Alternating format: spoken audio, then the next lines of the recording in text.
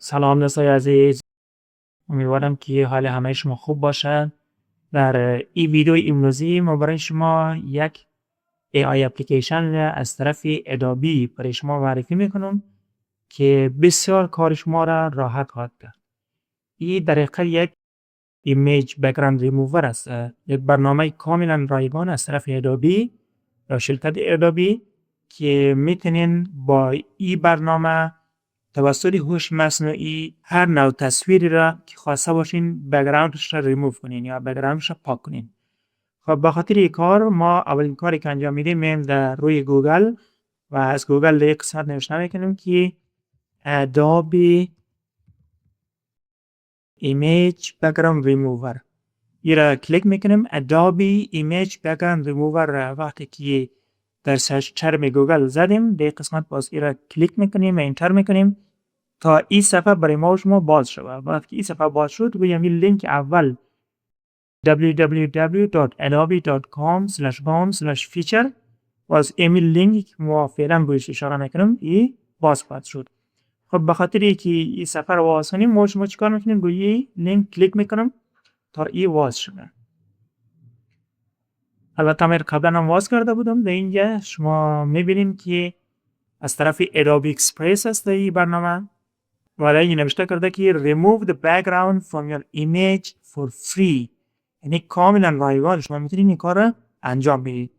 البته قابل یادآوری است که در هنگام دانلود کردن همون ایمیجی که شما بک‌گراندش صاف کردید یا پاک کردید بعضی محدودیت ها هست که باید برای او پرداخت کنید. به هر صورت شما میتونید که خیلی از کارهای را توسط این راهنمایی کنید. خب به خاطر که ما ایمیج رو در امتحان کنیم که آیا واقعا کار میکنه یا نه، اول میریم روی اپلود یا فوتو در روی دکمه کلیک میکنیم یا دراگ اند دراپ میکنیم، یعنی ایمیج رو از کامپیوتر وارد گرفته و در اینجا کش میکنیم. خب به خاطر آسانی کار ما اپلود یا فوتو رو میزنیم که روی کامپیوتر ما بره و وقتی در این رفتیم ما میریم روی یک فایل به اینجا گرفتم در بین فولدر دانلود خود و به طور نمونه ما امی عکس اول در اینجا میخوایم بندازم. خب روی اوپن کلیک میکنم. فعلا Adobe Express is uploading your media در این نوشته شده. منتظر میمانیم تا آپلود کنه. عکس در حال آپلود شدن میباشه. مرحله به مرحله در این برای شما نشان میده که چی اتفاق میفته برای عکس شما. منتظر میمانیم. عکس ما رو واس کرد در این فعلا. میبینید یک چرخک در اینجا روی یک نشانه چرخک علامه دایرویی که چرخ خورده بیسته. این به معنای از است که عکس ما را بک‌گراندش را ریموو میکنه. ببینید چقدر زود چقدر راحت کار ما را انجام داد. خیلی با آسانی کاملا یک ایمیجی که یا تصویری که عکسش از بین برده فقط خود تصویر نگه داشته به ما شما. حالا به خاطر اینکه ما یا رو بتونیم دانلود کنیم میایم چیکار کنیم؟ روی دکمه دانلود از قسمت بالایی سمت راست روی دکمه دانلود میزنیم. بعدش در اینجا فایل فرمت برای شما پیشنهاد میکنه.